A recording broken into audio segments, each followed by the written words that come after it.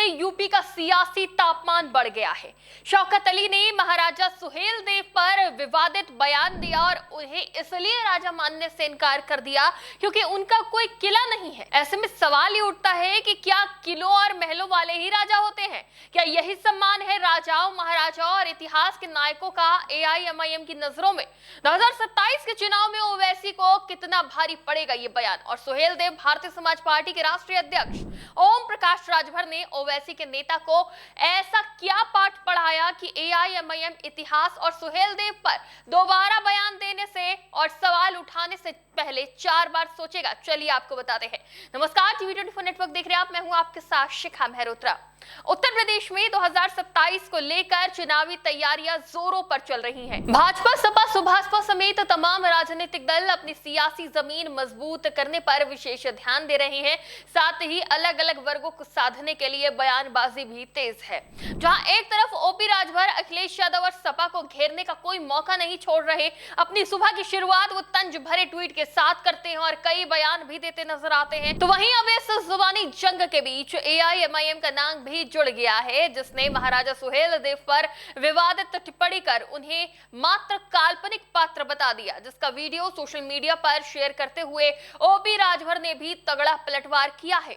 AIMIM के प्रदेश अध्यक्ष शौकत अली अक्सर ही अपने विवादित बयानों के चलते सुर्खियों में बने रहते हैं और इस बार उन्होंने बहराइच में एक कार्यक्रम के दौरान महाराजा सुहेलदेव पर विवादित टिप्पणी करते हुए उन्हें काल्पनिक पात्र बताया और कहा कि यदि वो सच में राजा होते तो बहराइच में उनका कोई किला या भवन अवश्य होता। इस बयान पर उत्तर प्रदेश की राजनीति में काफी बवाल मचा हुआ है और सुभाषपा के अध्यक्ष ओम प्रकाश राजभर एआईएमआईएम के इस बयान पर कड़ी आपत्ति जताते नजर आए हैं। सुभाषपा प्रमुख ओम प्रकाश राजभर ने शौकत अली का विवादित बयान वाला वीडियो शेयर करते हुए एआईएमआईएम प्रमुख असदुद्दीन ओवैसी को जमकर फटकार लगाई। उन्होंने अपने पोस्ट में लिखा, असदुद्दीन ओवैसी साहब, अब जब आप उत्तर प्रदेश आ ही रहे हैं तो अपनी हैदराबादी बैरिस्ट्री का थोड़ा बहुत ज्ञान अपने सिपाह सलार को भी अवश्य दे दीजिएगा। बहराइच में सैयद सालार मसूद गाजी की मजार पर श्रद्धा व्यक्त करने से पहले उन्हें यह भी याद दिला दीजिएगा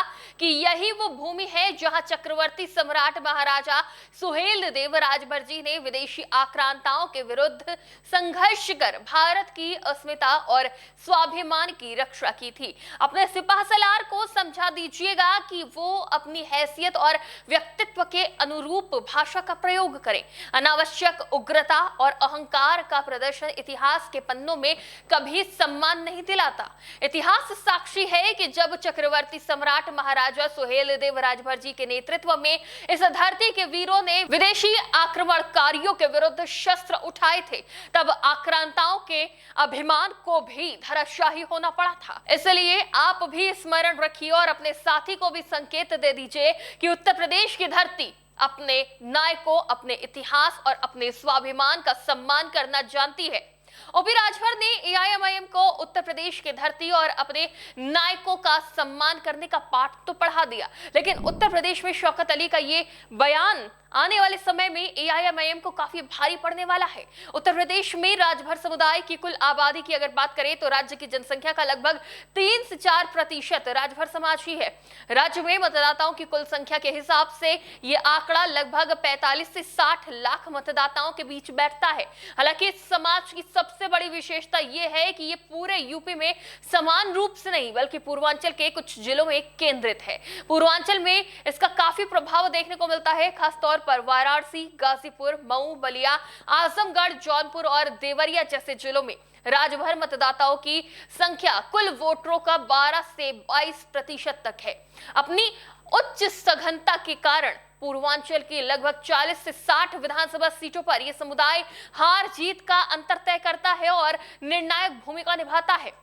ओम प्रकाश राजभर के नेतृत्व वाली ये पार्टी राजभर समुदाय का मुख्य राजनीतिक प्रतिनिधित्व करती है, जो समय समय पर अलग अलग गठबंधनों का हिस्सा भी रही है और मौजूदा वक्त में सुभाषपा एनडीए का हिस्सा है। उधर बिहार में बड़ी जीत हासिल करने के बाद असदुद्दीन ओवैसी की पार्टी एआईएमआईएम की नजर यूपी पर टिकी नजर आ रही है, जहां पर सियासी जनाधार मजबूत करने का प्रयास किया जा रहा है।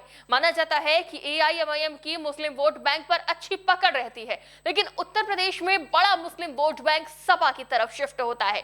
ऐसे में यहां ओवैसी को मजबूती के लिए या तो विपक्षी गठबंधन की जरूरत पड़ेगी या फिर जनता में विश्वास पैदा करने की। फिलहाल विपक्षी गठबंधन ओवैसी के साथ नजर नहीं आ रहा है। उल्टा राजभर समाज को भी अब अपने विवादित बयान से शौकत अली ने नाराज कर दिया है। अब सारी उम्मीदें मुस्लिम वोटरों से है। तो क्या ओवैसी यूपी में अखिलेश यादव के मुस्लिम वोट बैंक में सेंधमारी करने आ रहे हैं, और क्या वो बिना महल के राजा बन पाएंगे? क्योंकि ओवैसी का महल यानी कि सीटें और जनाधार फिलहाल तो उत्तर प्रदेश में नजर नहीं आ रहे हैं। ऐसे में देखना दिलचस्प होगा कि 2027 में वो अपने महल की एक भी ईंट रख पाते हैं या नहीं। फिलहाल इस पूरे मामले पर आपकी क्या राय है, हमें कमेंट बॉक्स में जरूर बताइएगा। फिलहाल देखते रहिए TV24 नेटवर्क।